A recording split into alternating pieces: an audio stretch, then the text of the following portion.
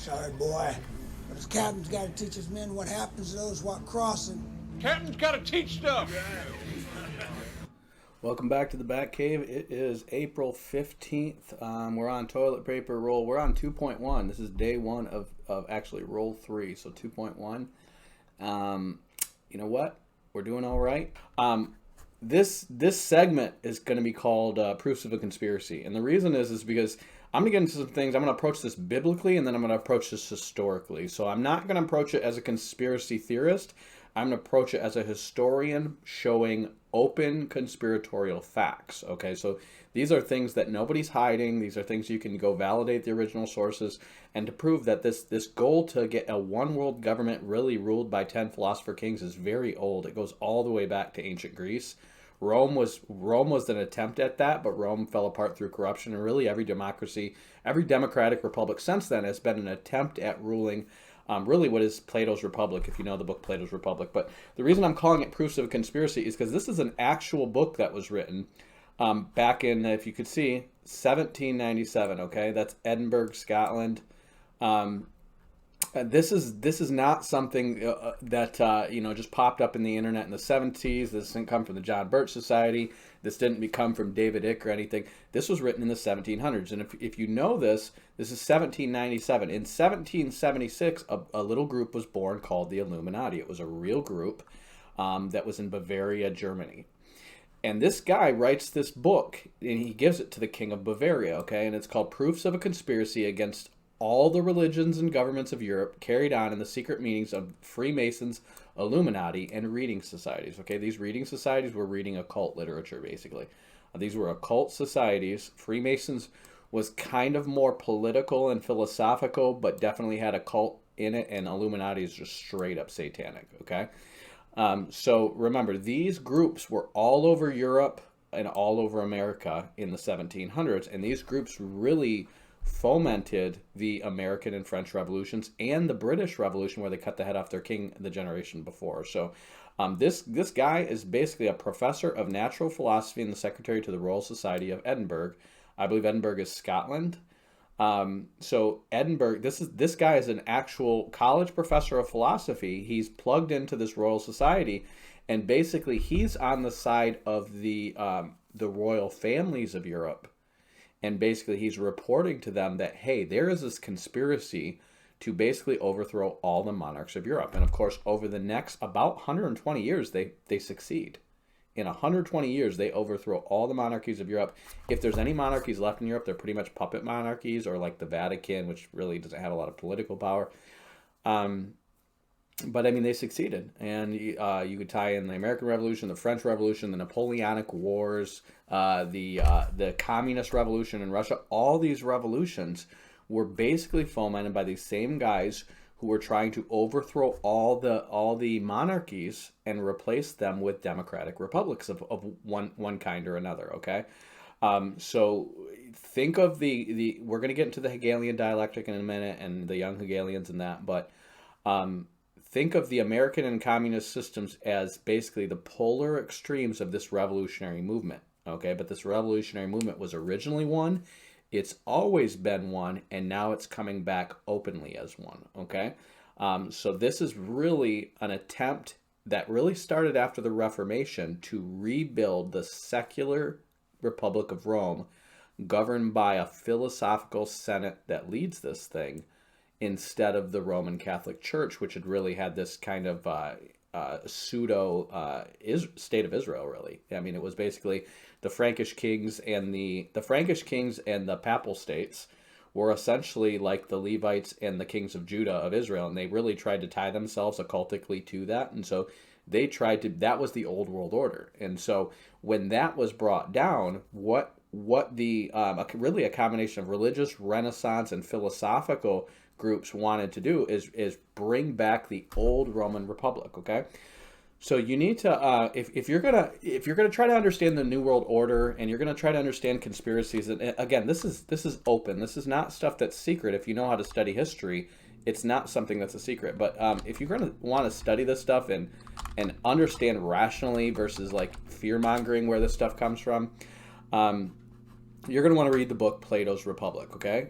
You can get it online. You can read it for free. You can listen to it on LibriVox.org. Plato's Republic, you've probably heard of Plato's famous allegory of the cave if you studied any ancient history or taken a philosophy course. That's in Plato's Republic. And Plato's Republic is really a book. It's written in amidst the first attempt at democracy in the world, which was in ancient Greece. And it was under this guy named, I think Solon was his name. But basically what happened with the Greeks is there was a popular rebellion to overthrow their monarch or whoever was the king because the people didn't like him for various reasons. And this is how democracy usually starts. The guy who leads the revolution against the old king doesn't want to be king after that. He's not qualified to be king. He doesn't want to lead these people. He doesn't want to be responsible. He just wanted to overthrow the old order. And so what ends up happening in Greece is basically they try democracy. They try everybody gets a vote, and we're going to see how this turns out. And everybody gets a vote quickly turned into fear-mongering. Basically, the media of that time, which was essentially the theaters, would basically corrupt the society, basically turning the norms. They'd start out with comedy and drama, and this is stuff that's clearly fictional, and they'd eventually bleed that into the society, and that society would eventually become standardized by essentially what was back then Hollywood in the news, okay? This is stuff that's very, very old, and they're basically saying, when you don't have a king ruling over people and the people are just left to their own whims, people are stupid and they're going to be corrupted by their flesh, and the people who have the most influence over them are going to lead them whatever way they will. Well, the biggest influences were, really, it started becoming like women were basically denying sex to their husbands to make them, stop a war or start a war. The theater was changing their family and moral values, and eventually it devolves into a dictatorship. And they're getting basically hammered by the Persian army, and essentially it turns into eventually being ruled by Philip of Macedon, who's Alexander the Great's father, and he takes it all over and he becomes a dictator and drives them into war. Now, if you understand this, this is exactly what happened with Cromwell in England. This is exactly what happened with the French Revolution leading up to Napoleon. You always have the same thing happen. It turns into the people basically saying, we want freedom, and they have some justification for wanting more freedom. They feel like the ruler is oppressive, and so they overthrow the ruler, usually violently, and then they end up reaping what they sow and getting a violent dictator in return. And it always happens, and Plato documented the first time it happened because his mentor Socrates was essentially killed by the democratic state for quote-unquote corrupting the youth. Well, what was he doing? Now, you need to first understand Plato and Socrates, these guys were part of their Greek culture, so they were okay with homosexuality. They were not moral. They were not Christian. We're not trying to prompt these guys as virtuous guys in general, but what they were as thinkers, and they were trying to teach the youth to think against the propensity of the mob. And so because they do this, Socrates eventually gets assassinated for corrupting the youth. Now, there are some people that say corrupting the youth was because he was a pedophile, but you got to remember, pedophilia and homosexuality in the ancient Greek culture was normal and lauded and praised. It was praised by the Spartans, who, again, the Spartans and the Greeks, these guys were doing this stuff years before Plato and Socrates. So they were already corrupt, so I don't think they're charging him with corrupting the youth by pedophilia. What it seemed to be, based on all the historical evidence and based on Plato's Republic and his testimony, is that he was teaching people to think critically, and he was considered the wisest man in the world. And basically, they wanted the youth to just get on board like fascism and goose step and go fight their enemies and do what they wanted. The quote unquote wise elite, and Socrates was getting them to think and question things. So they basically tell Socrates, you can either drink this poison and kill yourself, or stop talking to the youth. And he ends up choosing death by his own hand, essentially versus silence to the truth. So Plato's Republic is really written as kind of a, basically a mourning of the death of Socrates, because Socrates to Plato is that guy who saw the light and was trying to enlighten the people in the cave, and they killed him. So the real guy who is from the light is Jesus Christ, right? And that's who they kill. So, but he's almost prophesying Jesus Christ, because you got to remember, there are parallel things going on in the Jewish world related to their kings and their prophets as there are going on in the Greek world relating to their rulers and their philosophers. Jeremiah was called the weeping prophet. Heraclitus of Ephesus is called the weeping philosopher, and they're both looking at the same problems in humanity. The difference is that the prophets are looking at it by what's called special revelation, direct divine revelation from God, where the Greeks are looking at it according to logic and reason, which is general revelation. So the Greeks and the Jews really serve as two witnesses in the earth of God's condemnation of man because of sin and of their need of a savior. And Plato's Republic is really documenting that among the Greeks through general revelation. And so what you end up having, that's why the New Testament is in Greek, because the Greeks were considered the wise and the people who wanted to think, really, in the world. Most of our modern sciences come from the Greeks. The Roman Republic was an attempt at Plato's Republic, and they really created the closest thing to world peace in the world, and also the most powerful state the world had ever seen. And also the most prosperous market the world had ever seen. Okay, so all that came out of that wisdom, but you got to remember that wisdom was also influenced by the Greek Septuagint, which was the Jewish scriptures. So you really had a world back then that was a combination of what preceded Christianity and what preceded modern science. Okay, you had these two things living side by side and kind of working hand in hand, and it was working out for a while. That's why you had what is called the Pax Romanus, which is the Roman peace. It wasn't just their military might, it was a combination of cultural influence around there that allowed for all that peace and prosperity. And because of that, the world has been trying to get back to that ever since. Okay, so you want to read or at least listen to Plato's Republic, get familiar with that. And now I'm going to fast forward past that to, remember, you have the Roman Republic, which ultimately falls. And if you read Edward Gibbons is a historian from the 1700s as well, and he writes the book The Decline and Fall of the Roman Empire.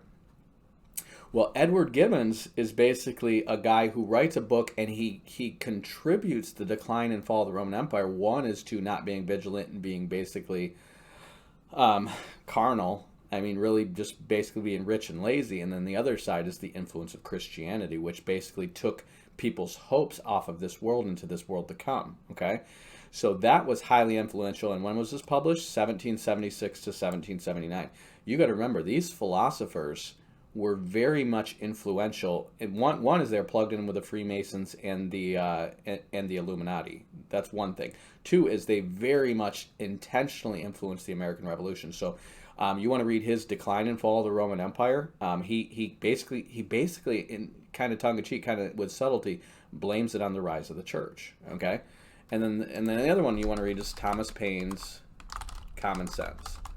Thomas Paine's Common Sense, and if you read this, remember I talk about Theodore Draper's Struggle for Power, which is based on original source documents, but Thomas Paine's Common Sense, you could just read this. This is like 50 pages, where he pretty much flat out says that he doesn't care what the English give the Americans in response to their to their complaints, to their grievances. Even if they address all their grievances to their satisfaction, he basically argues that we should still have a revolution, because we're never going to have an opportunity like the present where we could basically enter into the world as one of the great powers because of our current status. You got to remember, the Americans were essentially supplying a lot of the raw materials and a big chunk of the merchant class for the British Empire.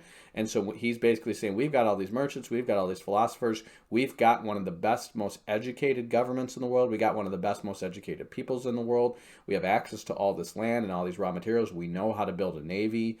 He's basically telling them there's no time like the present to just cut off ties with England and we would basically enter the world as equal to the great powers of the world at that time, which were basically England and France and Spain. Okay, those were the great powers of the world. Portuguese was kind of fading; they were still pretty much a power, but England, France, and Spain were the big powers of the world. And again, you have out of that the British Empire, the Napoleonic Empire, the Spanish still had South and Central America, and America's saying, remember, the British had just won the 7 Years' War and kicked all their competition out of North America. And America is basically saying the time is now. So you need to understand the American Revolution was about opportunity. It was about money and power. It was not about redress of grievances. And he admits this. This was written in 1776. These are the guys who were the philosophers behind it. And he was a Freemason, and he was in the Illuminati. Okay? So read the historical material. Read the stuff that the people are saying out loud. Don't go to these conspiracy theory websites and listen to people speculate about what people's motives are. Read their own words and learn what their motives are. Okay. Now the reason I'm calling this proofs of a conspiracy, one, we're going to stick to the Bible. Okay. I am first and foremost a Christian and a Bible guy. Okay. The Bible gives us this command, and it says, "Don't call conspiracy what people call conspiracy, or fear what they fear." And I want you to understand the context of that. That is not a general rule to never believe there is a conspiracy, and I'm going to show you biblically. The context of that is in the book of Isaiah. So that's actually the modern translations that say that. The original King James does not say it. Now, I want to show you this. If you look up the word conspiracy in the King James, it's over and over. 1, 2, 3, 4, 5, 6, 7, 8, 9, 10, 11 times the word conspiracy is in there. So I want to show you this is not an issue of modern language. What he's saying, this is Isaiah 8. He says, "For the Lord spake thus to me with a strong hand and instructed me that I should not walk in the way of this people, saying, Say ye not a confederacy to all them to whom this people shall say a confederacy, neither fear what they fear, nor be afraid. Sanctify the Lord of hosts himself, and let him be your fear, and let him be your dread. And he shall be for a sanctuary, but for a stone of stumbling, and for a rock of offense, both to the houses of Jerusalem, for a gin and a snare to the inhabitants of Jerusalem." Okay? "And many among them shall stumble and fall, and be broken, be snared, and be taken." Okay? So the reason I want to show you is this prophecy is within the context of basically this when Isaiah is basically giving the prophecy about a child being born of a virgin. Okay, this is not a prophecy basically saying don't think about conspiracy, don't talk about conspiracy, don't call anything a conspiracy that people call conspiracy. This prophecy is basically to King Ahaz, who in that time there is a confederacy between the kings of Syria and the kings of Israel to attack Judah, okay? And he's talking about this specific confederacy, not a conspiracy, a confederacy. Remember, the kings of Israel are confederate. In other words, they've joined with the kings of Syria to attack him. And he's saying directly to him, again, he's prophesying about the coming of Christ, but he's also prophesying about a child in that day called Mahar-Shalal-Hash-Baz, who this child being born is going to signify basically that the Assyrians are going to go take over those two kingdoms, okay? So in the context of what he's saying, "Say ye not a confederacy to all them who this people say a confederacy, neither fear what they fear, nor be afraid." He's specifically telling Israel, don't be afraid of this confederacy between northern Israel and Syria, okay? He doesn't say conspiracy, he says confederacy. In modern Bibles, you'll hear people, they'll change that to conspiracy. Now, I want to show you this because this is in the King James. The word conspiracy is in Jeremiah, Ezekiel, it's in Acts, it's in Samuel, it's in Kings. Okay, a conspiracy is when this is a legal term, okay? I went to law school, we learned what a conspiracy is. When two or more people get together in secret to plot to do something criminal, it is a conspiracy, okay? A confederacy is when two or more nations or groups or tribes of people bind together against a common enemy. Okay, a conspiracy and a confederacy are not remotely the same thing. And again, the reason these are different: alliance, confederacy, conspiracy, treason. Okay, this could be translated conspiracy, but when you understand, these are not criminal forces are usually act under a sovereign authority, okay? Confederate forces are usually their own sovereign authority. So based on the context, is this a conspiracy or a confederacy? It can be translated that way, okay? But based on the context, what is it? Is it a conspiracy or a confederacy?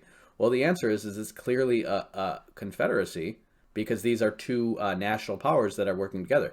These are not two criminals underneath the king's authority who are conspiring against him. These are two national powers who are confederate against him. And so when you understand that don't call conspiracy, again, it's the same word. See, the Lord said unto me, a conspiracy is found among the men of Judah and among the inhabitants of Jerusalem. So I wanted to show you that because the Lord is saying they're real conspiracies. Okay, Psalm 2. Read Psalm 2. He says the kings of the world are basically conspiring together against the Lord and his anointed. Let's go to that, okay? there always has been a conspiracy in the world against God and against his anointed. So don't let people use that verse in Isaiah to say, oh, if you're into anything related to conspiracies, you're not trusting the Lord. Okay? We don't fear conspiracies because the Lord is sovereign over these things. Okay? Why do the heathen rage and people imagine a vain thing? The kings of the earth set themselves and the rulers take counsel together against the Lord and his anointed. Now remember, all the rulers of the world are under God's sovereign authority. Now this is a conspiracy. They're conspiring together against their sovereign authority. That's a conspiracy. Okay?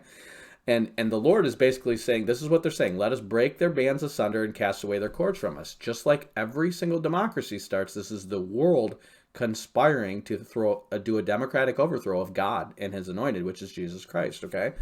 He that sitteth in the heavens, this is the Lord's response: he that sitteth in the heavens shall laugh, the Lord shall have them in derision, okay? So basically, they're going to try to conspire against the Lord and his anointed, and they're going to fail. The Lord's going to be, ha, whatever, boom, you're dead, okay? So that is a conspiracy. There is a real global conspiracy right in the Bible of the kings of the earth against the Lord and his anointed. So don't let anyone tell you that anything talking about a conspiracy to foment a new world order that is anti-Christ and anti-God is some wingnut thing in the internet. It's right in the Bible. It's Psalms 2 is telling you about that, okay? And then Jeremiah is saying there's a conspiracy in Judah. Ezekiel is saying there is a conspiracy of prophets in the midst thereof. In other words, he's talking about the false prophets, okay, that are basically all banding together to have a false prophecy. So in Kings, they had conspiracies in their kingdoms too. So there were always conspiracies, but there is a global antichrist conspiracy against God and against his anointed. And prophets are in on it, and kings are in on it, and it's just like these other conspiracies. Again, when you deal with Acts and Samuel and Kings and Chronicles, these are talking about conspiracies within the governments of Israel for the most part. But when you talk about Psalms 2 and Jeremiah 11 and Ezekiel 22, these are talking about conspiracies against God. Okay? So there's a real conspiracy against God that's not new. That's not something that comes from the tinfoil hat wearing conspiracy theorists on the internet. That's something that comes straight from your Bible. Again, get a King James. I'm not saying don't read any other translations. I read all the other translations. There are times when the King James could have chosen a better word, and I think some other translations do. I think you have to use discernment and just context on that. But for the most part, the King James assumes less and changes less when it comes to the original text. It assumes what was traditionally understood with that was correct. It doesn't try to read in new modernized or denominationally bent translations within to the Greek. So get a King James if you're going to study prophecy. Get a King James, period. I mean, every English-speaking Christian should have a King James. I'm not saying it should be your exclusive Bible. I'm not saying King James only, fundamentalism. I'm saying get a King James if you take study serious. You want to read Plato's Republic. You want to read Thomas Paine's Common Sense. We're going to get into H.G. Wells in a minute. But you also want to read this document. It's boring. It's basically documenting a lot of proofs that these people in their philosophical and reading societies are basically plotting to overthrow the governments of Europe. And it talks about a guy who got struck by lightning, that they found these documents, and he was basically spreading documents across Europe to foment the French Revolution. Okay, remember, this is written in 1797. Okay, French Revolution starting. And they're basically saying this is on purpose. The same forces that overthrew England, the same forces that overthrew basically the American Revolution to get these people free, and now the French Revolution, he's saying they're coming for all of you kings, okay? So he says this to them, and because of this, the secret societies, again, these secret fraternal orders are banned in basically Central and Eastern Europe. The remaining kings of Europe are getting together and banning these things. Now, Napoleon's going to rise up and try to overthrow these kings by force, because Napoleon is a straight-up Freemason. If you know Napoleon and if you know Freemasonry, one of the Freemason hand signs that they would commonly do is sticking your hand in your coat on one side. You still will find people who are Freemasons sticking their hand on one side in their coat. And there's a reason for that. It's their right hand, they're putting it in their coat. And if you understand there's a prophecy about the Antichrist, remember, these people openly worship the Antichrist. May his right hand wither and his right eye be plucked out, okay? So they're doing this to pay homage to the Antichrist because the Antichrist's right hand withers. You'll see Stalin doing it. Stalin was a Freemason. You're going to see Napoleon doing it. You're going to see Albert Pike doing it. You're going to see this all over the Americas, and basically wherever you see revolutions, you're going to see these people doing this hand sign. See, here's Stalin doing it as well. You're going to see people like, I think, George Washington. But I mean, this gesture, again, this is Karl Marx. I don't know who that is, but this is Stalin, okay? They're all Freemasons, and they're doing this hand sign because that hand in your jacket is representing the one withered hand of the Antichrist, okay? These guys openly serve the Antichrist, okay? So they're going to conspire basically to overthrow all the governments of Europe. Napoleon is going to get a lot of them. He's going to sack a lot of them. He's going to declare himself the Holy Roman Empire. Remember, they are trying to put back together the Roman Republic. Hitler was trying to do it, and that's why he called his thing the Third Reich, okay? The justifiable, this is a fact, the justifiable heirs to the Roman Empire is actually Russia, okay? This is a fact. Constantinople, the head of the Roman Empire under Constantine, moved to what is now Istanbul. It used to be called Byzantium, and he built Constantinople. And Constantinople was where the true head of the Roman Empire went. And he set up a co-emperor in Rome to kind of manage the western half of the empire, and he managed the eastern half. But remember, the eastern half is where all their enemies were and where all their defenses were needed. So that's why he moved basically to Turkey, and that's where the Roman Empire was, okay? So the Roman Empire's head was in Turkey. Constantine was the one who legalized Christianity, but eventually, because of Islam and because of, it's a combination of Islam and then the Buddhist Mongols. So the Islamic Muslims, or the Islamic Arabs and the Buddhist Mongols eventually, and then the Turkish Islamic Turks eventually sack most of his empire. It's down to mostly just Turkey and Constantinople. That's pretty much what he's got left. And he gets to a point where they're besieging Constantinople, and he goes to all the kings of Europe and asks, and he offers his daughter, this is the true heir to the Roman Empire, offers his daughter in exchange for their help. Basically, he's saying, whoever comes to the aid of Constantinople and rescues us from the Muslims will inherit the true Roman Empire. And none of the kings of the Europe help him. The popes don't help him. Remember, they had besieged and sacked Constantinople during the Crusades. There's always been a schism between East and West. The popes want total control of all of Christendom.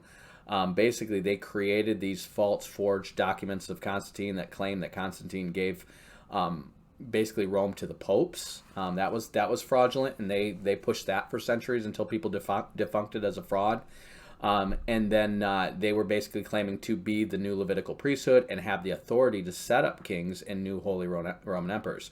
So basically, they had made the Frankish kings the new holy Roman emperors, and basically they're saying they're the heirs to the Caesars, while meanwhile the true holy Roman Empire or the true Roman Empire in Constantinople, they were sacking, they were attacking, and then they were allowing to be attacked by Muslims. And they literally sat there while their Christian brothers in the eastern half of the Roman Empire got taken over by the Muslims, and they weren't interested in helping them. They were interested in holding the Holy Land, but they weren't interested in helping their brothers. They were actually helping the Muslims against them, okay? Because they wanted total control of Christendom with the partnership with the Frankish kings, okay? So what ends up happening is that the Emperor of Constantinople, the Caesar, the last Caesar, he marries off his daughter to, I believe it was Peter the Great, or Tsar Ivan. It's Ivan the Fourth. So he marries his daughter to Ivan the Fourth, who's the king of Russia, okay? King of Moscow. He's the Muscovite, okay?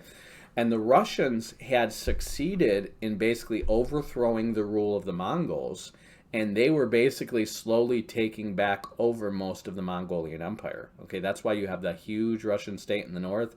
That's why you have the huge Soviet Union, because essentially the Muscovites, basically what they did to gain their power is they made a deal with the Mongols, the Golden Horde of the Mongols, to say, we'll collect all the taxes for you for everything basically west of us and give those taxes to you. Well, eventually they gained enough taxes to build an army with it, and they did, and then they basically gave the Mongols the finger, and they said, if you want your taxes, you can come fight us for them. And they started fighting the Mongols and pushing them back, and that's how Russia came to be a superpower, okay? Russia beat the Mongols, and the empire that the Mongols conquered, basically the Russians conquered all around it, all the way back, and pushed them all the way back into Mongolia, and Russia became the heirs of the Mongolian Empire. Okay, so at that time they had this big, huge empire, and they were really strong, but they're way up in the north. Well, he sends his daughter to marry Ivan, and that's why the kings of the Muscovites, the Russian kings, started calling themselves Tsar, because a Tsar is Russian for Caesar. Okay, so they inherited the Caesars. And then after that, this is interesting, the Germans, remember, the Germans were basically trying to be the final heirs of the Holy Roman Empire, and they started calling themselves Tsars. Okay, so you have CZAR, and then in Germany, they call themselves Kaisers.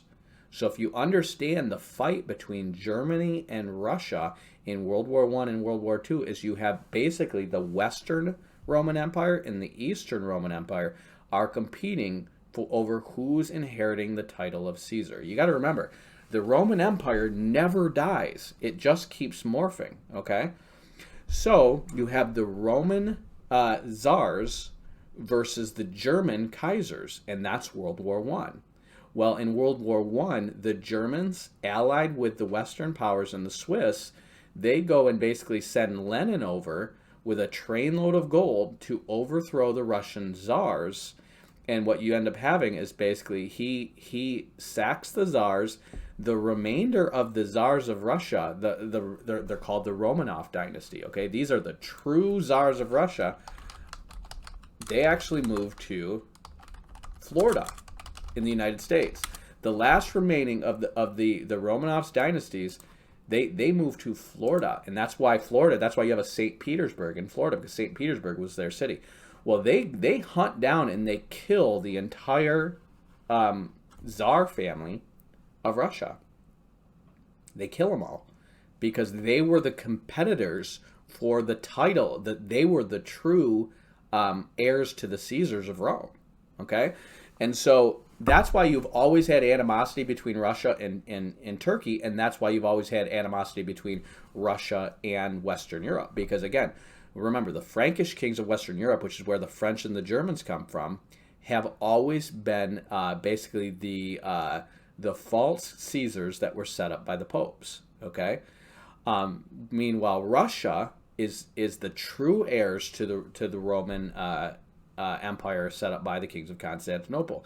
And basically the Westerners wanted that, and that's why they're always against Russia. So when Russia goes and tries to take over Turkey again and get Constantinople back, this happens in several Russian-Turkish wars.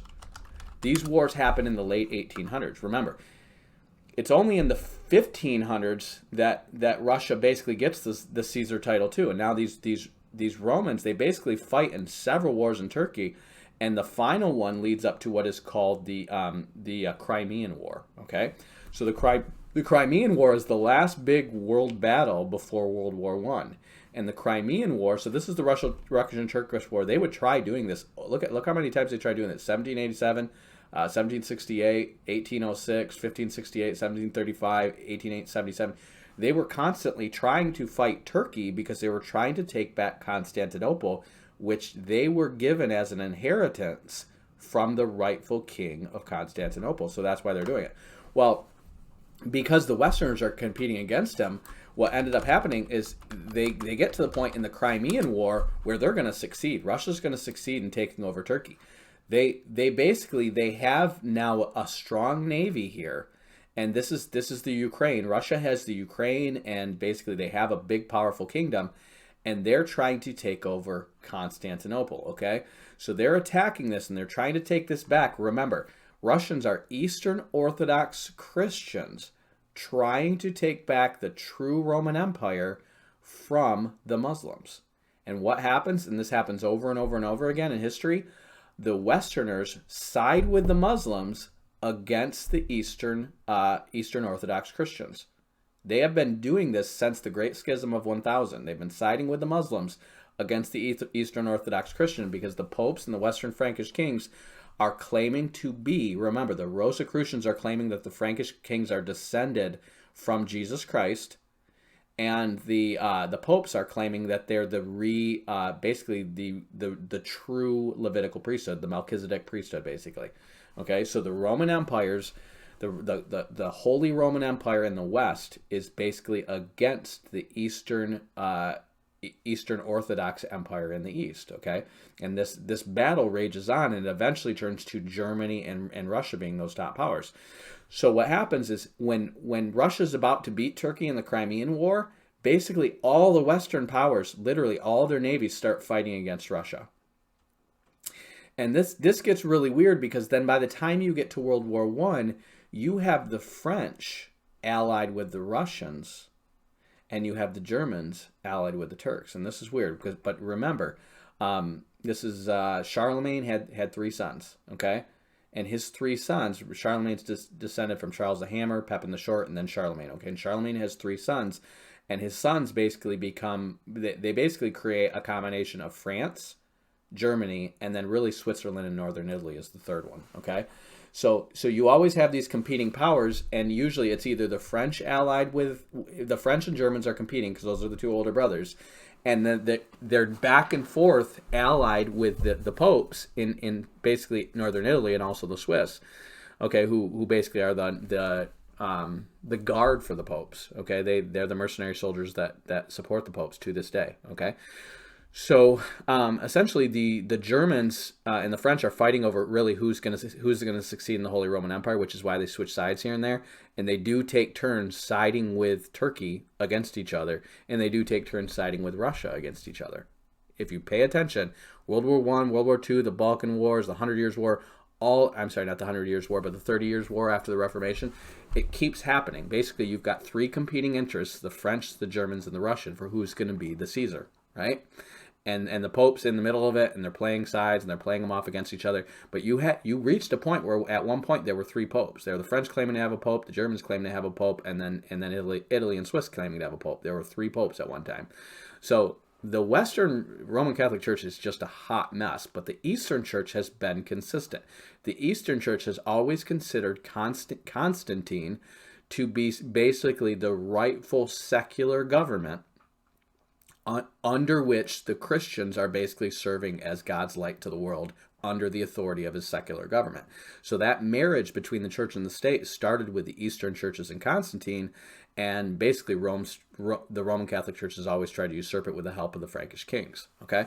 So if you understand that, again, this is big picture macro history, the Roman Empire never went away, it just keeps morphing. Well, who became the heirs of the Roman Empire in the West? When Germany basically the French lost the Napoleonic Wars to Russia, and then the Germans were about to lose. This is important. The Germans were about to lose the Holy Roman Empire to the Russians under Stalin in World War II. Remember, because it was Lenin and Stalin's governments that killed the Romanovs, the true czars.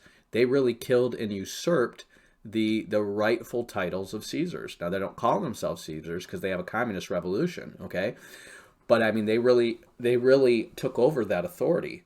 And now they're getting ready to take over Western Europe and beat them back. And who comes to their rescue? America does, okay? So America has essentially inherited the Western Roman Empire, and the Eastern Roman Empire is still basically contested between the Russians and the Turks to this day, okay?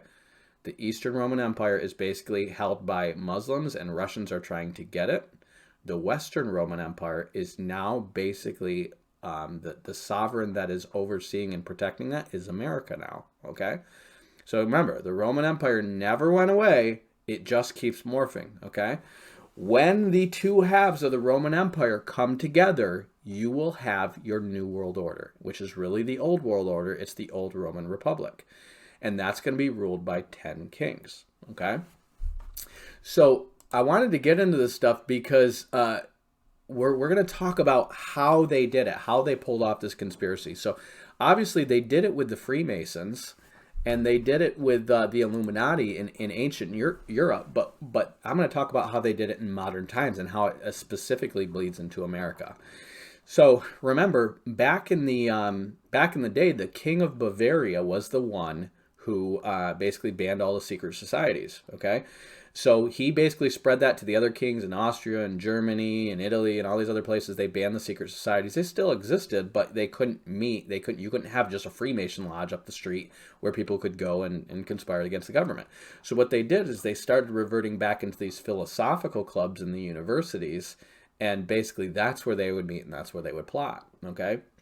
Well, one of them, Bavaria, remained a hotbed of occult and of secret societies and philosophies. And it's important because if you read your New Testament, the main things that God tells you not to be deceived by are philosophy, pseudoscience, and he would call them elementary principles. In other words, carnal religion. Okay, so really religious rituals, and superstition, pseudoscience, and that would be things like evolution, that would be things like climate change, that would be things like population control. That's pseudoscience. Psychology is pseudoscience.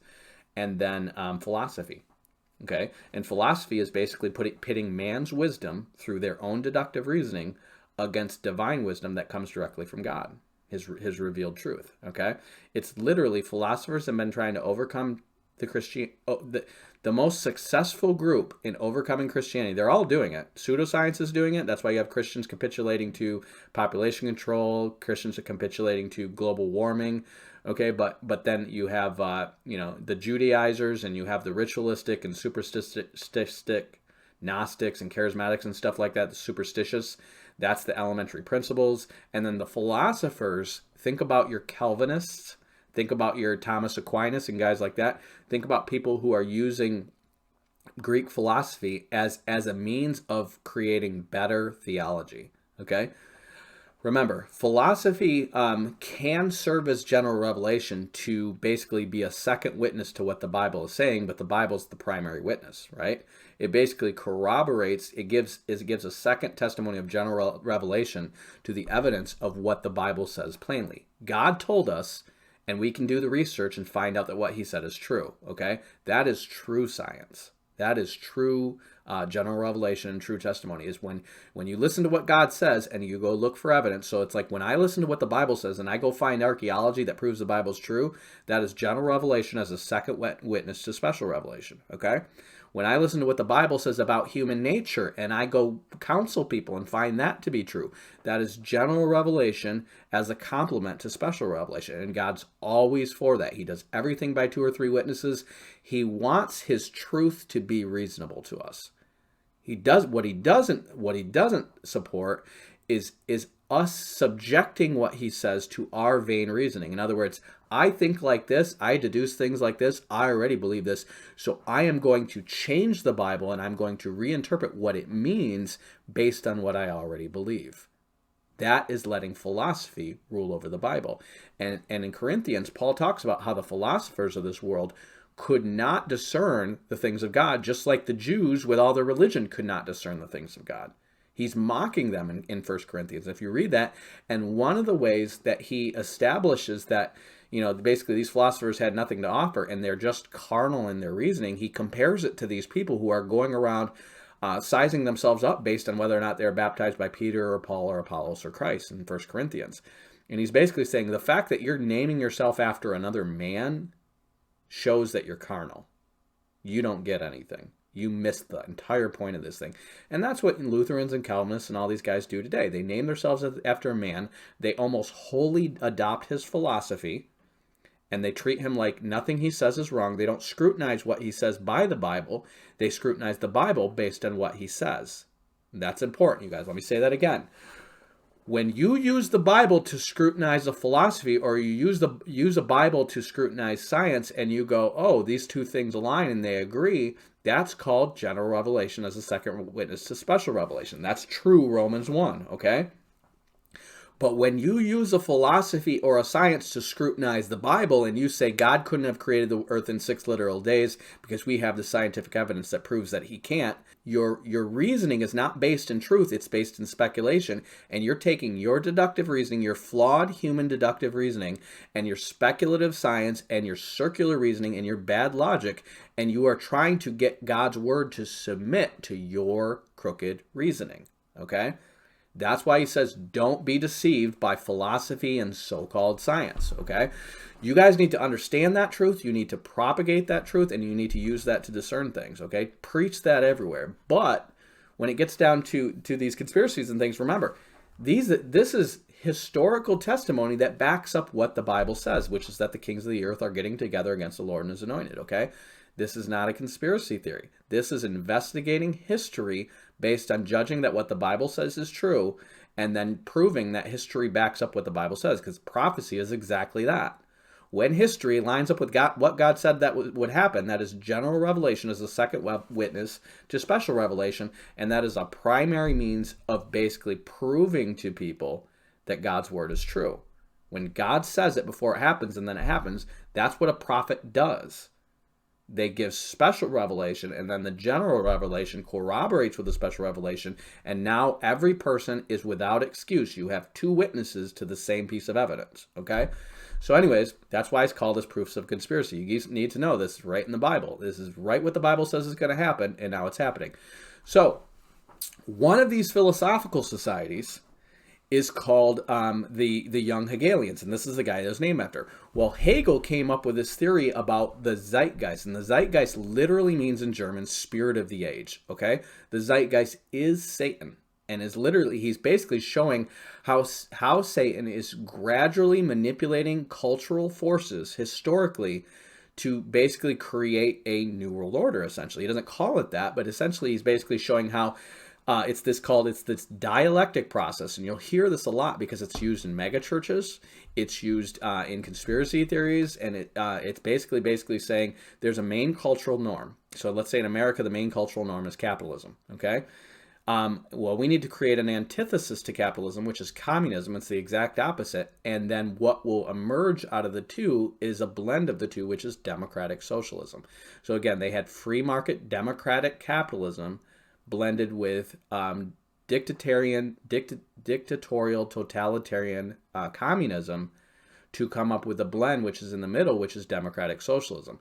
That's why Europe is democratic socialist, because it was once split between the free market, free democratic Americans and the totalitarian, dictatorial, communist Russians. And that is called a synthesis. When you synthesize two opposites, you have thesis, antithesis, and synthesis. And what Hegel's philosophy basically said is this seems to be happening historically over and over and over again, and it's evolving and going somewhere. That's essentially what his theories were. Now, I don't have any evidence that I know of that this guy was an Illuminati, that he was evil, that he was satanic, so I'm not going to say that. But what I'm going to say is that his philosophy is essentially documenting what Satan is doing historically to bring the world back to a one world order ruled by his Antichrist along the cultural and moral lines that he wants, okay? He's really documenting what Satan's doing. Well, he was influenced by people that came out of the French Revolution, like René Descartes and guys like that. And then he turned around and he influenced Karl Marx, Friedrich Nietzsche. Okay, this is important. Friedrich Nietzsche was a primary philosophical influence of the Nazis. Karl Marx was the primary philosophical influence of the communists. Okay, so what Karl Marx did, Karl Marx and Engels, bear with me. Okay, so anyways, he was in Stuttgart, which was in Bavaria, so we're done with that tab.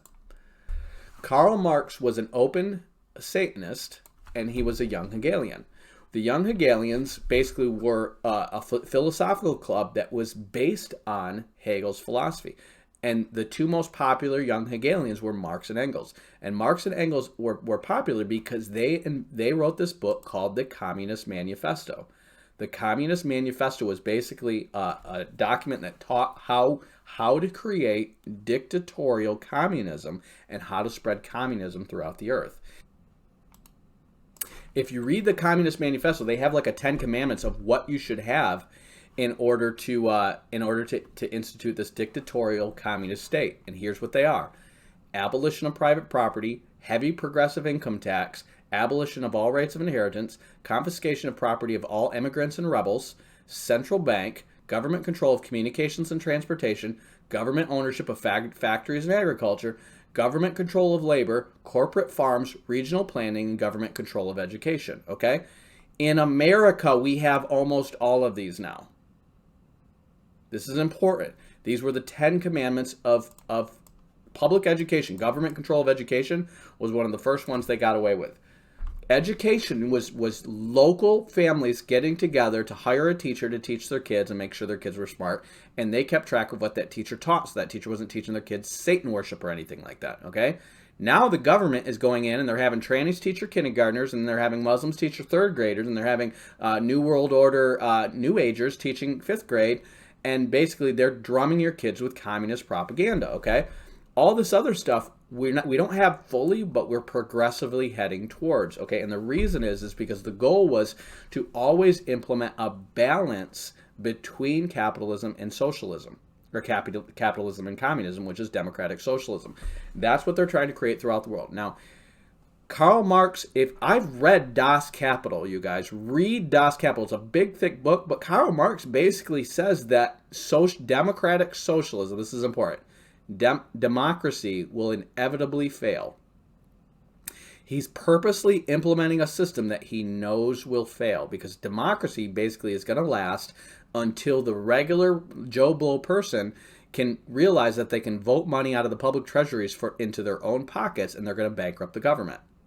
Okay, Karl Marx said that. He knows that's how it's going to go around. But Karl Marx is not a communist. He's not a capitalist. He's not a socialist. Karl Marx is a Freemason Satan worshiper.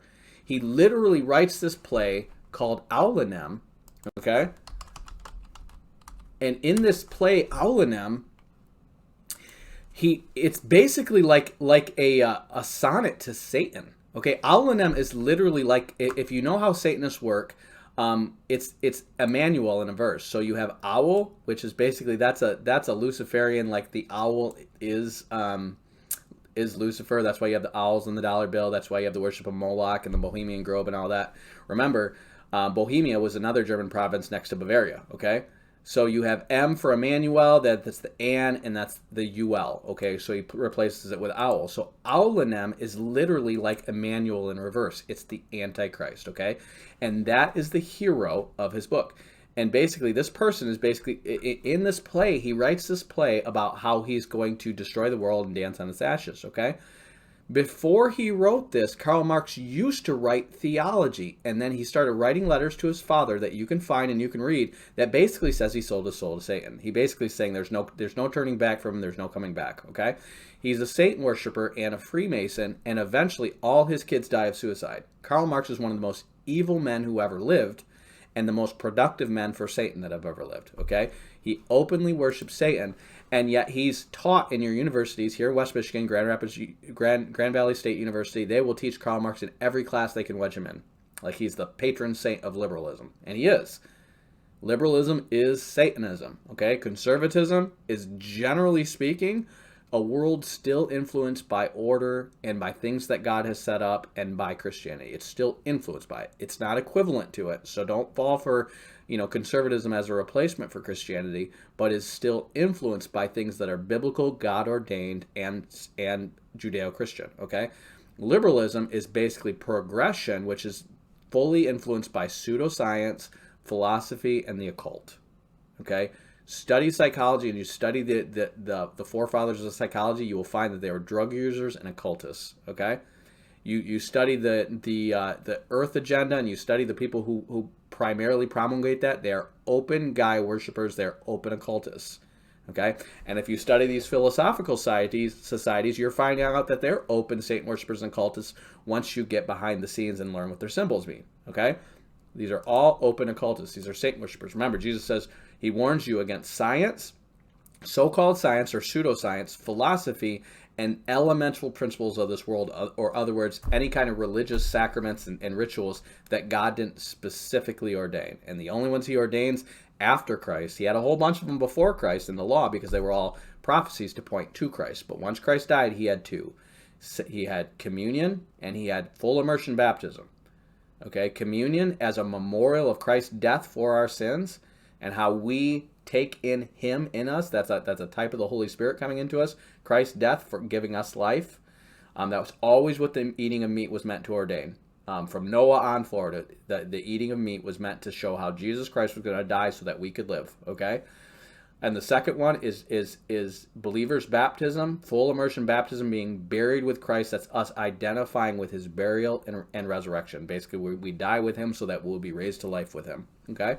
Those are the only two sacraments, the only two rituals, if you will, that God ordains in the church from the death of Christ to the second coming of Christ. Anything else outside of that is just superstition. Okay?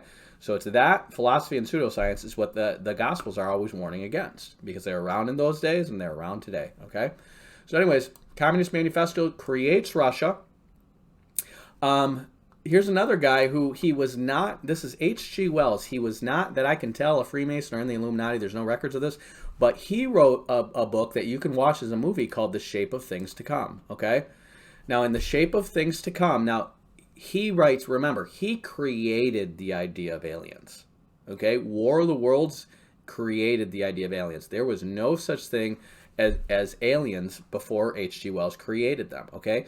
Remember, psychology and psychological disorders and chemical imbalance is a pseudoscience replacement for demonic attacks. Okay?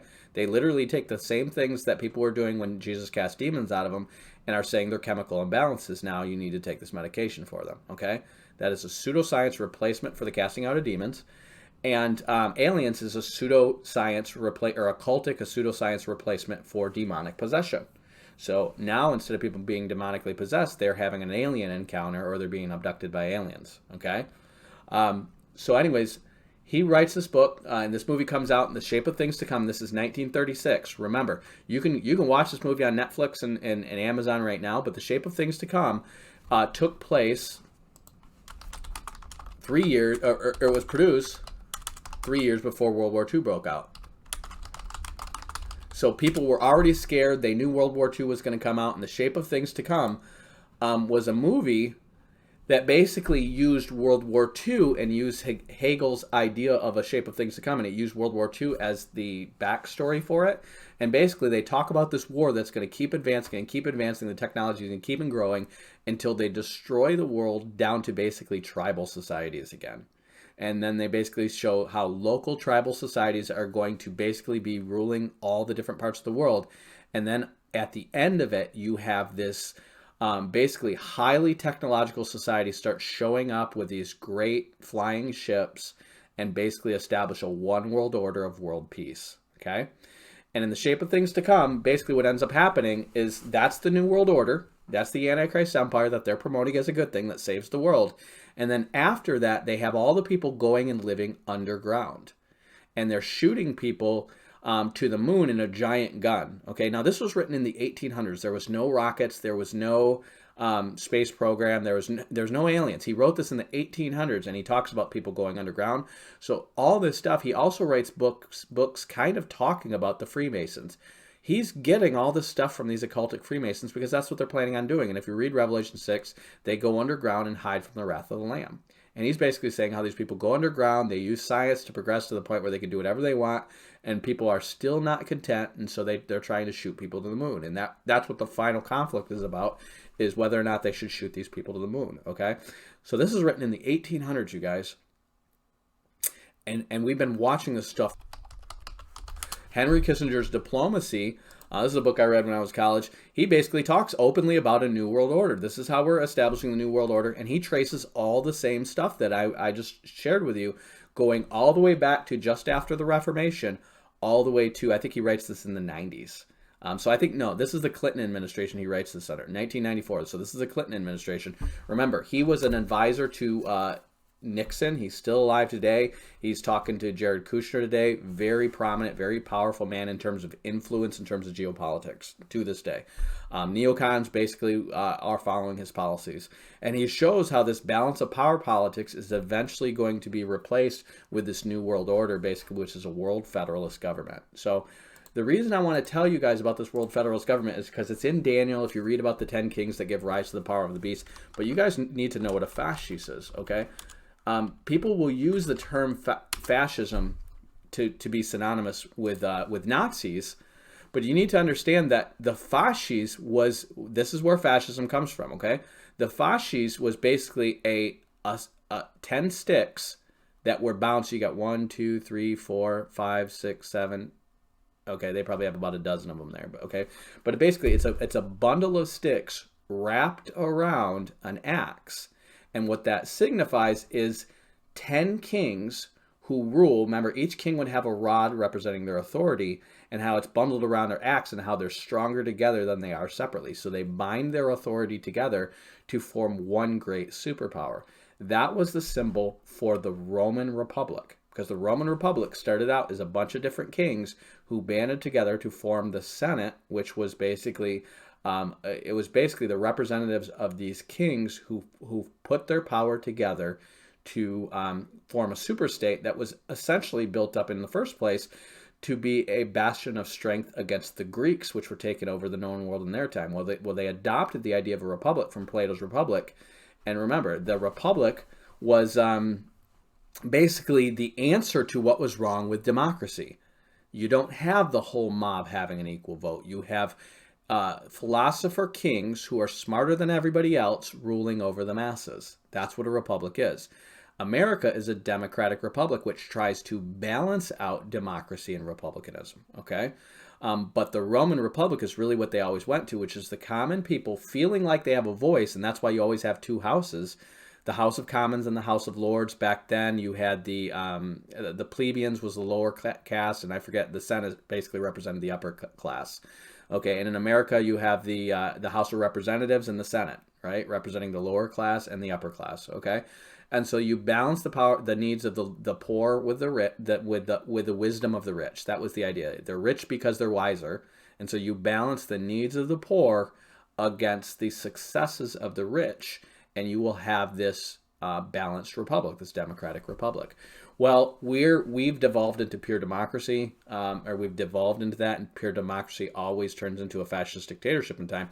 But you need to understand what fascism is.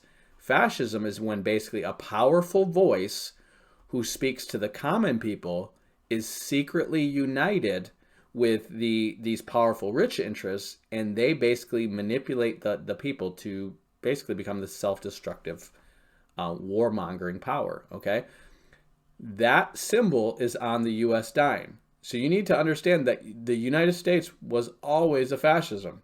It was always a fascist state. They just don't call it that. They called Germany that. Germany and Italy admitted they were fascist states, and America printed it on their dimes but told people we were a free society, okay?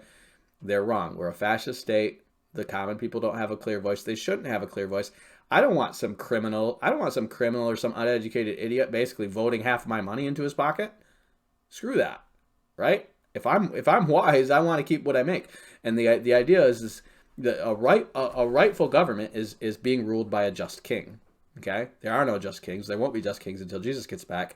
And what man said by their own wisdom and their own philosophy is that the best government is balancing essentially the depravity and the wickedness of people and their selfish interests against each other, and having basically three parties. That's why you have the same thing going on in Europe with the Pope and the two Frankish kings, and it was a balance of power and basically shifting back and forth. And the idea is to have this balance of power where it's shifting back and forth, and they're always fighting, but nobody's ever taking over completely, because if one or the other takes over completely, it's going to turn into a fascist dictatorship, one way or the other, okay? The reason I'm saying this is because the final world government is going to be a global fascist dictatorship, okay? And if you understand this, remember, the Roman Empire never went away. It just keeps morphing, okay? And there's this group called the Club of Rome that in the 70s, remember, they're already starting to gather up the European Union back then. Well, the Club of Rome basically came up with this idea, and these are not conspiracies. These are open public things, okay? To divide the world into 10 super economic regions in order to basically have their interests kind of shared. Again, you kind of have China's huge, so India and Southeast Asia. I mean, these maps have changed. They haven't always looked the same, but there's always 10 regions in these maps, okay? And the idea is you have these 10 regions, and basically that's how power stays balanced between them, okay? So you see the maps change over the years based on politics and stuff, but there's always 1, 2, 3, 4, 5, 6, 7, 8, 9, 10. There's always 10, okay? And that started with the Club of Rome, because really what they're trying to do is transpose the the Roman Republic onto the entire world, okay? 1, 2, 3, 4, 5, 6, 7, 8, 9, 10. They always do this, okay? In the last days, after World War III, they're going to succeed. So if you understand, after World War I, we had the League of Nations trying to establish a new world order. They failed. After World War II, we had the United Nations trying to establish a new world order and world peace. They failed. They're failing, okay? After World War III, you're going to have this 10-nation confederacy that succeeds in creating an illusion of world peace. And out of this, it says that the Antichrist plucks up 3 kings. Now, those 3 kings, I think, is basically going to be the Middle East, North Africa, and Europe. I think he's going to totally subdue them. There might be some shift to that, but remember, his border is going to be the Euphrates River, and he seems to subdue North Africa when he takes Egypt. He subdues Europe because he controls all the oil between the two, and also there's tons of Muslims in Europe now. And he comes from Turkey and basically takes over the Euphrates border, partners with the Jews and the Arabs to essentially rule the Middle East, okay? The Antichrist is going to use the weakness and the pseudo-peace of this system to rise up out of Turkey, take over the Middle East, and that's going to be your true New World Order. That's going to be the Antichrist. And the rest, the kings of the East, it's actually the king of the South, the king of the North. So I think that's the remnants of NATO. I think that's the sub-Saharan Africans. And then the kings of the East are all going to come against him for Armageddon. That's how this is going to end up, okay? So why do I call this proofs of conspiracy? Why do I call this something that is an open conspiracy? Because it is an open conspiracy, okay? Start reading about the open conspiracy. That's another book that H.G. Wells wrote, okay? Don't go to conspiracy theories videos. Go to books and read people's own words and read what they're saying. H.G. Wells, remember, he knew Freemasons and he was writing about their stuff. He's basically telling you what they're saying they're going to do, okay? Another person who's telling you what they're saying they're going to do is a woman named Alice Bailey, okay? She is definitely a cultist. They had a book company called the Lucius Trust Company, which is now housed in the UN, okay? This woman died in New York. Her book published. The Lucius Trust is housed in the UN building, and they write a book called The Externalization of the Hierarchy. And basically, it's about how we have this conspiracy to take over the governments of the world through the Freemasons and the churches of the world through the New Age. And gradually, we're going to expose what we were always doing all along in secret, and that's the externalization of the hierarchy. We have our hierarchy, and that's the Illuminati pyramid. And when they started putting this on our buildings and our dollar bills, they told us that this eye in the top represents providence. Well, remember one of the prophecies, this is in, I think it's in Zechariah about the idle shepherd. It says, may his right hand wither and his right eye be put out or blotted, okay? The Antichrist has one eye and his right hand is withered, okay? That's why the Freemasons do their hand in the pocket thing, and that's why you have one eye on top of the pyramid, because the Antichrist is meant to rule this all, okay? If you know what it says in the back of the dollar bill, it says announcing the birth of a new world order, a new secular order, okay? And the idea is this hierarchy is being externalized, and it's ultimately meant for the Antichrist to rule the one world order again, okay? This is an open conspiracy. H.G. Wells is writing about it. Alice Bailey is writing about it. You can get those books online and read them if you want to. And then another guy who's writing about it is a guy named Carroll Quigley. Carroll Quigley is a professor from Georgetown University. He died in the 70s. Bill Clinton talks about him in one of his speeches and says how this guy was very influential on him. And he wrote some books. He wrote 3 books that I found. One is Tragedy and Hope, and I used to have a copy of this. And Tragedy and Hope basically talks about he was basically writing down these things that were done by these other kind of philosophical groups, but they're really industrial clubs of rich people who control like media and industry and education and things like that.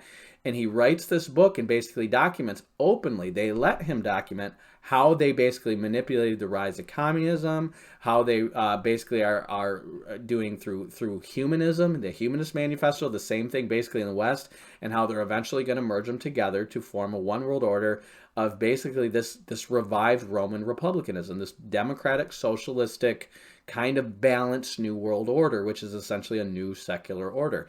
And he thinks it's a good thing, so he's writing about it. Well, this guy wrote another book I found. It was a history book, which was very similar to Hegel's dialectic. It was just different language, different patterns, but very similar to Hegel's dialectic. And then he writes another book called The Anglo-American Establishment. Right here, I used to have a copy of this book. And Anglo-American Establishment was basically writing how England and America were the primary forces that were moving this New World Order forward. Because remember, the Antichrist Empire is primarily going to be a Western, NATO, Anglo-American order. And then the kings of the East and the Africans and all the people from the disenfranchised parts of the world are going to be the ones who ultimately try to fight against him. So if you read Daniel, it talks about the 10 toes of iron and clay, and they ultimately do not mix. That's literally talking about the rich and the poor. It's talking about democracy. It's talking about the two houses of democracy in a fascist system.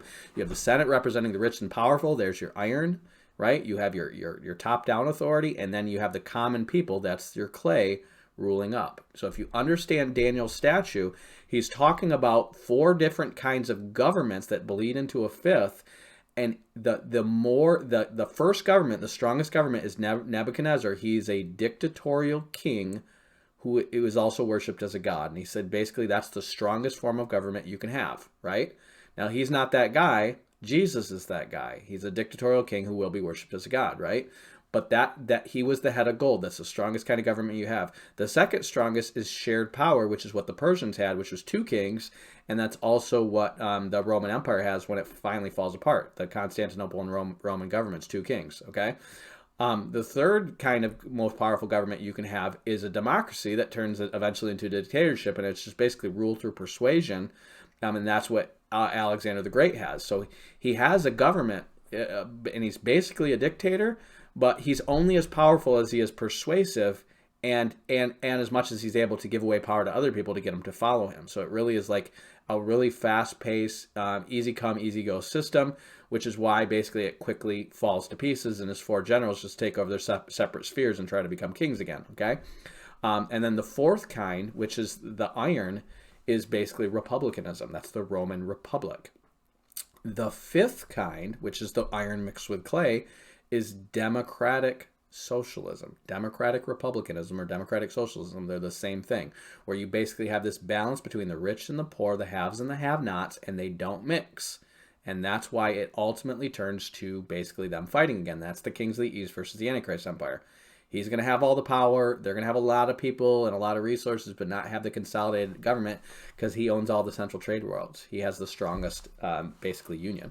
Okay, so the Anglo-American establishment is basically saying to that date, to the 70s, that was primarily driven by the English and the Americans. This path towards a new world order. Okay, so Carol Quigley basically teaches that. And then that gets us into the present day. And what happened after Carol Quigley, remember, they created a New World system, which was based on two powers, and then the whole world were either gathered around Soviet Russia or Americans' NATO alliance, right? One was representing free trade and democracy, and the other one was representing dictatorial socialism and nationalizing the resources and sharing with everybody, okay? So the whole world has been a fight. That's the Cold War, and it's still really ongoing. You still have nationalized dictators. You still have, I mean, really, the Iranian Revolution was starting around, basically, they tried to nationalize their oil resources, and basically we overthrew them with our CIA to put in the Shah, and then they overthrew that and put the Islamic Revolution in its place. You still have Venezuela as a holdout, Cuba as a holdout, China as a holdout. You still have the Cold War going on. The difference is the center focus has shifted away from Russia to China, but they're still all in it, okay? So basically the two-world system lasted until basically they announced the end of the Cold War, and basically this is George Bush. George Bush has this famous 1,000 points of light speech, and I'll play it at the end of this video. 1,000 points of light speech, where he gets up, and this is for his State of the Union address, and he announces the birth of a new world order. And 1,000 points of light, and what he's basically talking about is the 1,000 points of light are the philosopher rulers that all band together to create a new world order. And he tries to move that new world order into the Middle East with the Iraq War, the first Persian Gulf Iraq War, where it was a fake war. They basically goaded Saddam Hussein after basically building up Saddam Hussein against the Iranians, giving him mustard gas, having the CIA training him. They goaded him basically into, after fighting Iran for years, into basically attacking Kuwait. And then when he did, they tried to get the whole world to band together to launch a war against him. Well, they mostly succeeded because even Russia was involved with that, okay? Everybody was either for it or not against it, basically. And they had fake news reports. You can look all that stuff in Gulf War I. They had absolutely fake news reports, absolutely fake reports about Scud missiles and him using basically toxic chemical agents against our soldiers, when in fact our soldiers were dying from using depleted uranium rounds and getting cancer from it. That's what was happening. I actually sat in an NA group with a guy from Iraq War who had cancer because they were using depleted uranium rounds in their tanks, in their guns. They were using depleted uranium to basically, it gets super hot, and so it's super destructive. And so they're using these shells that, I'm sorry, not in their guns, but like their cannons, their mortars and stuff like that. They're using depleted uranium. This is literally used up nuclear fuel, nuclear waste they were using in their guns.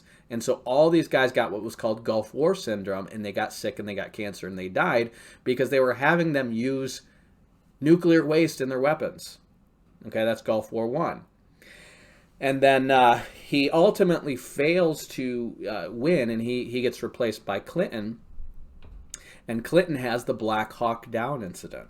If you remember, they tried to push their power into Somalia with the UN, and they fail there. Okay, remember, Islam is too strong. They haven't broken Islam yet. And what they found out is that Muslims will band together against basically westernized powers. Okay, basically, blood is thicker than water with these people. And Islam is a lot of relations, even though they're mixed relations, but they band together over Islam. And so they're failing to, they failed with Saddam, they failed in Somalia, and they needed to reestablish they needed to galvanize the world towards a new war like they did with Hitler. They didn't have enough support. They're weak. They were not all basically coming in with full forces and guns blazing. They were coming in with trying to do covert operations and small military operations, and they're failing. They failed in the Cold War to get full world support to take over the Middle East because that's what they wanted to do. But then they realized essentially they would have a fight on their hands with Russia and the Iranians and other forces if they tried. So they didn't. So they backed out. They told the Kurds, they tried to get the Kurds to overthrow Saddam because remember, Saddam was our puppet. Our CIA set him up, trained him, armed him, and set him against the Iranians. And he was our balance of power and our buffer state essentially between the Iranians and Saudi Arabians. We put him there. Okay, then we wanted to take him out, and so we tried to get the Kurds to take him out. And then we didn't back up the Kurds, and he shot basically mustard gas at the Kurds or Cyclone B or something like that, and basically murdered tons of Kurds. And the Kurds, we've betrayed the Kurds over and over and over again because we try to use them as a weapon against our enemies in the Middle East. And ultimately, the Kurds are now for the Kurds. They don't trust anyone. Okay, so he failed with the Gulf War, and then Clinton basically lives through two of our barracks get destroyed by Al Qaeda. And then the USS Cole, which is okay, that was a false flag. That was an attempt at getting the Cold War started, or I'm sorry, the War on Terror started. It failed. Okay, the embassy bombings were attempts at getting the Cold War started. It failed. Somalia and the Persian, or I'm sorry, Gulf War I was an attempt at getting the War on Terror and the fight to build a new world order in the Middle East started, and it kept failing. So they keep trying. And how did they finally succeed? Remember, back when Pearl Harbor happened, they had scientific data and psychological data that said at least 3,000 people had to die before people would really buy into this. Okay, so they didn't want to have more than 3,000 people die. They want to have exactly 3,000 people die. They want more people to die than they had to. It is a fact that people were getting letters not to go to work on 9/11 in the World Trade Center. That's why there were only 3,000 people in that building. That building was destroyed at like 10 a.m. That was a big office trade building, and most people are there between 6 and 8 a.m. getting started. Why were there only 3,000 people in a building big enough to house 30,000 people? Is because people were warned against going. Okay, they were letting people off the hook, and one of the ways they were warning is this show called The Lone Gunman. Okay, just like right now they're calling the coronavirus World War III, they're telling you what's really happening. Okay. The Lone Gunman was a show that was a spin-off of The X-Files. It started in March of 2001 and finished in June of 2001, okay? This show was on for a few months. It was a spin-off of The X-Files about these conspiracy theorists. And if you watch this series, but they have an episode where there is a remote control plane being flied into the World Trade Center as a means of restarting the military-industrial complex because the world has gotten too weak and they don't want basically all this warmongering after the Cold War is over. And so somebody, this evil force, is trying to fly a remote control plane into the World Trade Center in order to restart the Cold War. Okay, this was not a joke. This was not a show. This was a warning to anybody who is paying attention, who really knows what's going on in the world. They told you what they're going to do. Not only that, the military had plans drawn up that they executed on 9/11 to run drills about planes being flown into the World Trade Center. Not only that, the CIA had on their books since the 70s basically flying a plane into a building to get people on board to invade Cuba, okay?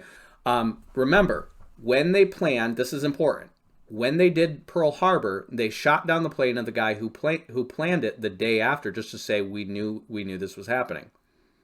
They knew these Muslims were training and learning how to fly planes, but not land them. They knew this. The FBI had this. The CIA had this.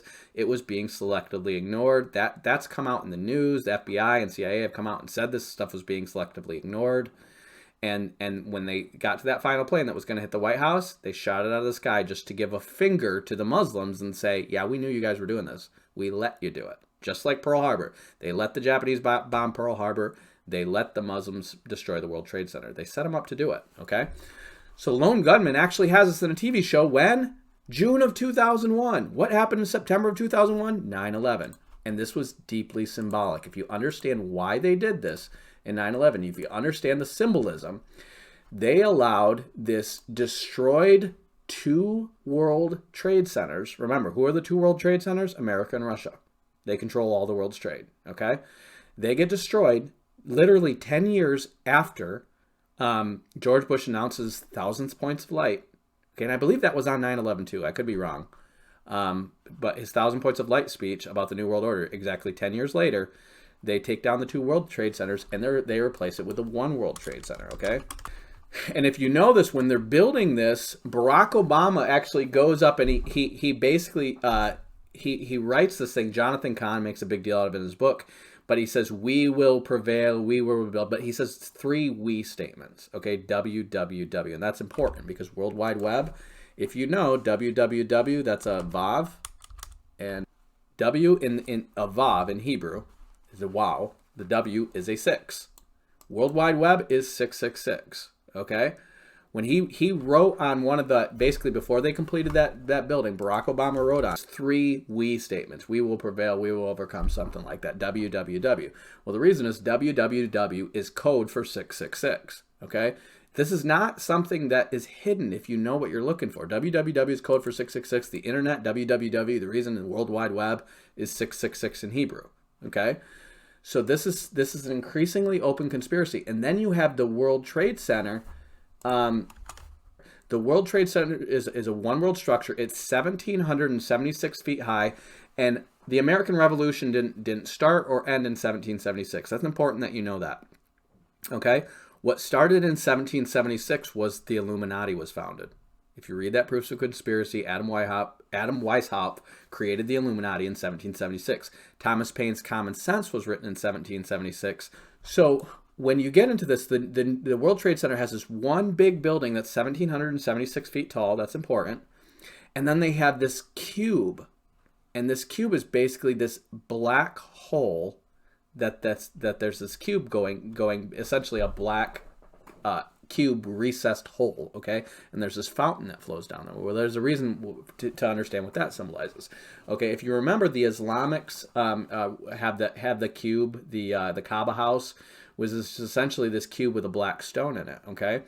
Well, if you know what a cube represents, the New Jerusalem is a cube, okay? Meanwhile, Satan gets cast into the bottomless pit, and all the enemies of God go and hide underground and hide from the wrath of the Lamb when they see this big cubic city come from outer space. So what this is the antithesis to the New Jerusalem, Okay? The New Jerusalem is a big cubic city made of jasper stone. It's blood red. It causes the sun to turn darkness and the moon to turn to blood. And they go run and hide underground, and Satan gets thrown into the bottomless pit. But they continue to worship Satan, and after 1,000 years, they come out and try to take the earth again. This cube is the antithesis to the New Jerusalem. It's the Millennium Underground. It's basically the underground Illuminati. They're going underground. And I believe, again, they send out their signals on TV, and I believe this. Deep state is code for it's time to go underground. You started hearing deep state over and over and over again. There's literally a book. I kid you not, there's literally a book with a guy called Trump in it that talks about the future and going underground and learning to time travel. This is bizarre. The Baron Trump collection, okay? These books were written, and these books basically are the Baron Trump novels. Read this stuff. These are books about a guy named Trump, and I think he might even be called Donald Trump, no, I'm sorry, Baron Trump is Trump's son. Okay? That's his name, is Baron Trump. And there are these books that were written in the talk about this, they going underground and learning time travel. Well, if you guys understand the Avengers movies, and again, Disney's super occultist, the Avengers Infinity War was all about basically Jesus coming back and destroying half the world in Armageddon. That's what Thanos destroying half of all life is doing. Thanos is Jesus, okay? And then the second one, it's supposed to be like 1,000 years later, and they come back and they learn to time travel, and they learned how to bring their friends back from the dead through technology, and then they all band together and fight him and beat him. Listen, the powers that be, the Illuminati, the Freemasons, they know they can't beat Jesus in his second coming. What they think they can try to do is beat him 1,000 years later. That's what Satan's got them all deceived into thinking. Remember, Satan throws everybody under the bus for himself. Satan's trying desperately. If you understand, and I'm going to get into this in my Revelation series, what the image of the beast is Satan trying to create a body for himself. He's trying to create eternal life for himself. He's sacrificing all of humanity to try to live forever because he's got a ticker on his clock. He's doomed.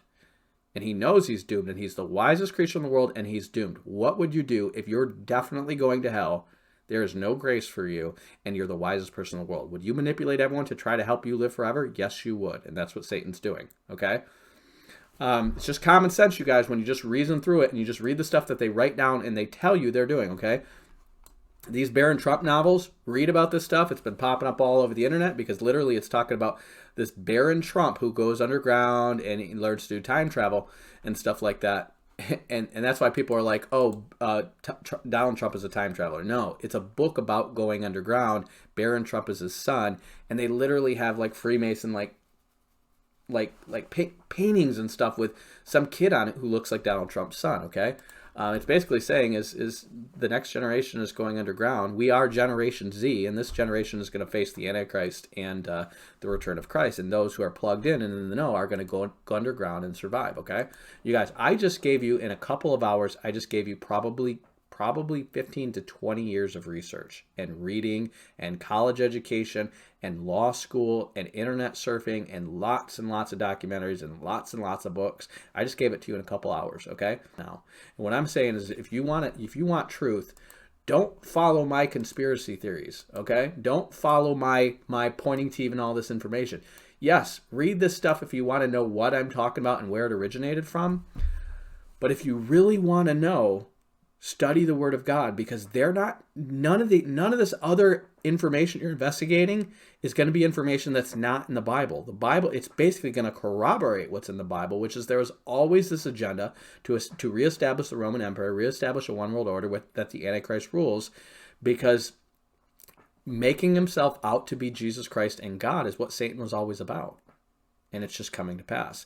I'm going to finalize with this. This is Zeitgeist, the movie. This came out in 2007, and there's 3 parts to it, but you just read it or just watch these documentaries. This came out in Zeitgeist. Remember, that's Hegel's dialectical process is where the word Zeitgeist came from, and this whole thing is about getting rid of money, cashless society.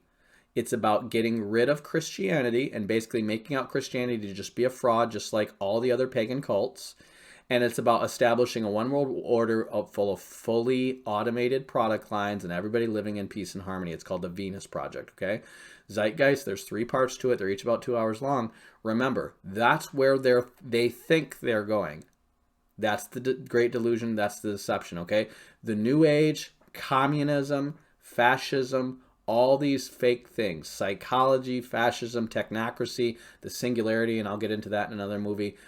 All this stuff is going into one direction, and that is the Antichrist empire, okay? It's also to basically get down to the fact that America's going down for the Antichrist to rise. That's going to happen. It's inevitable. We can't really get free from that, but we can repent.